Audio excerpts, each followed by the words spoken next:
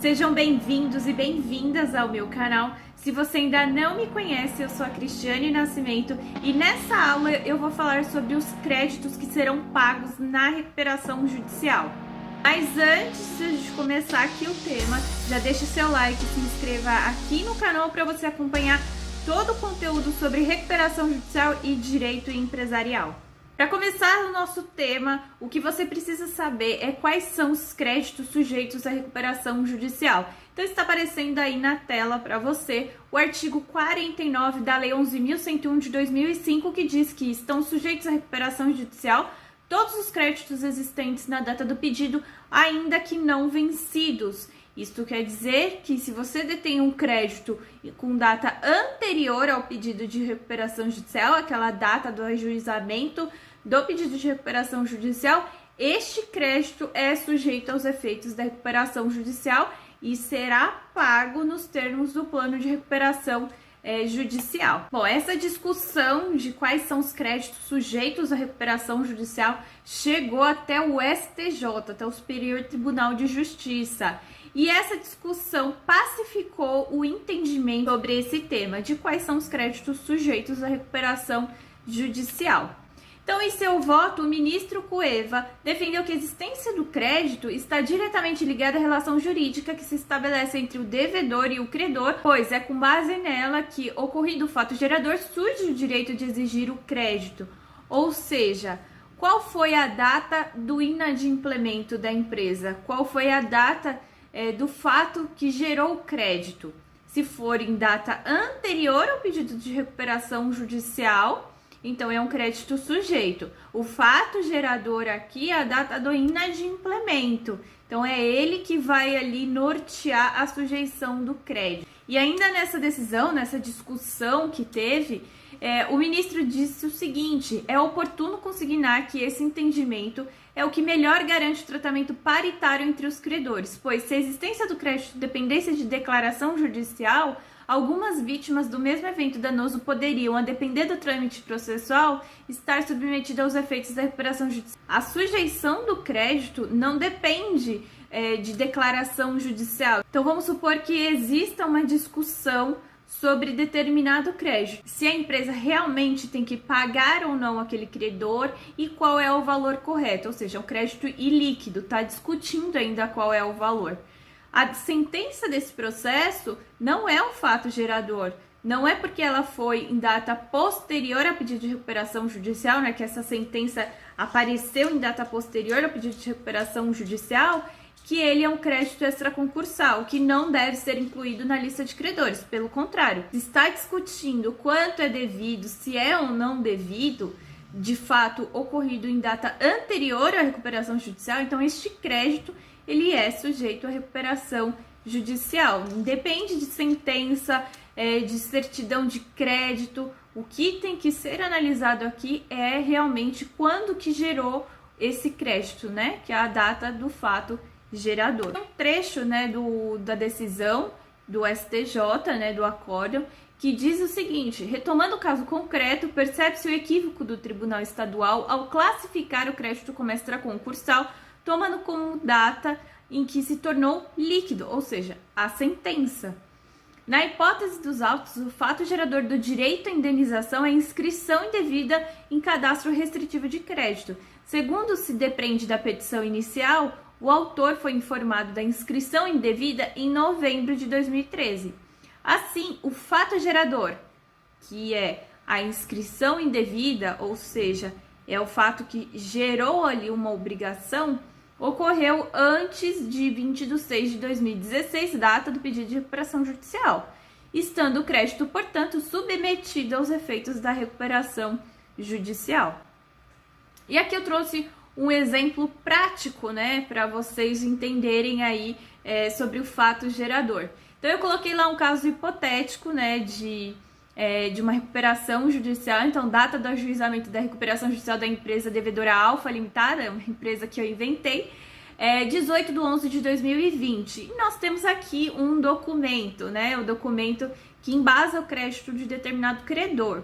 Então, é um contrato de prestação de serviço que foi celebrado em 2018, né, em 5 de 7 de 2018, E em 2/12/2019, houve o inadimplemento da empresa devedora, ou seja, da empresa que pediu a recuperação judicial. A gente coloca todas essas informações numa linha do tempo para você entender e ter uma visão mais clara da análise do crédito. Então aqui, a data central vai ser o do pedido de recuperação judicial, então 18/11/2020, no meu caso hipotético. Anterior ao pedido, nós temos aqui a prestação de serviço, que foi celebrada antes do pedido de recuperação judicial, e a data do inadimplemento, que foi 2/12/2019, ou seja, antes do pedido de recuperação judicial.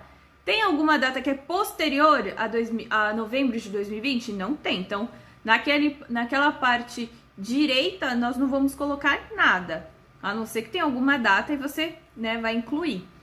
Mas aqui, se atente, se a data do inadimplemento, então, desse contrato foi anterior ao pedido de recuperação judicial, então o fato gerador dele é anterior ao pedido de recuperação judicial, então esse crédito, esse documento, ele é sujeito aos efeitos da recuperação judicial, ele vai receber nos termos do plano de recuperação judicial. Então você pode utilizar essa linha do tempo para você fazer a análise do crédito, coletar essas informações e colocar nessa linha do tempo para você visualizar melhor se o crédito ele é ou não sujeito à recuperação judicial.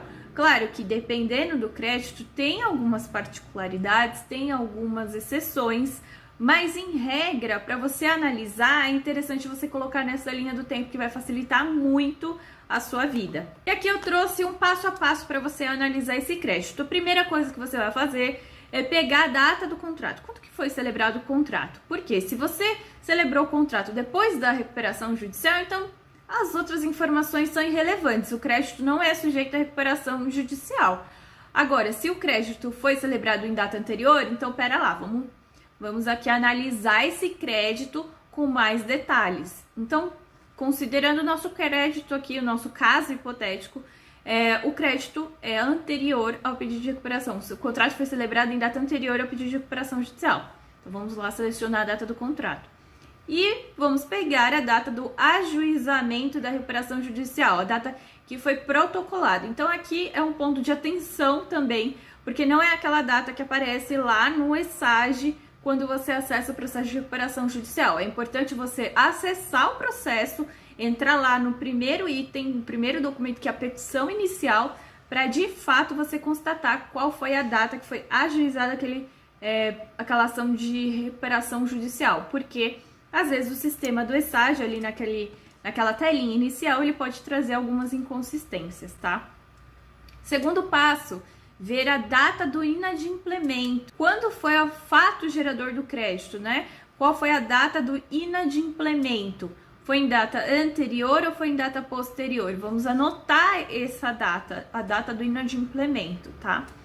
E o próximo passo, você vai colocar todas essas informações na linha do tempo que eu mostrei aqui. Então, você vai colocar, a primeira coisa, a data do pedido de recuperação judicial. E depois você vai incluir as outras informações em relação ao crédito. Para todos os contratos que embasam o seu crédito, você precisa fazer essa lição de casa para realmente identificar ali o que é ou não sujeito à recuperação judicial. Tem exceção? Sim.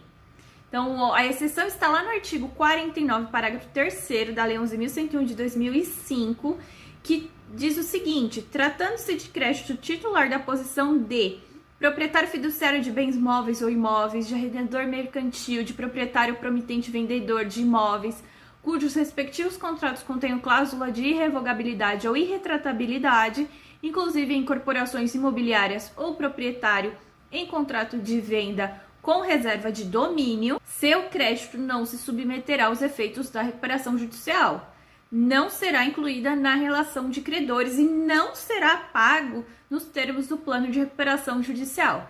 E prevalecerão os direitos de propriedade sobre a coisa e as condições contratuais, observada a legislação respectiva, não se permitindo, contudo, durante o prazo de suspensão, que é aquele prazo de 180 dias de suspensão, período de stay, havendo a retirada do estabelecimento devedor dos bens de capital essenciais à atividade empresarial. Então, os bens não poderão ser retirados da empresa se são considerados bens essenciais, tá? Existe exceção da exceção? Existe.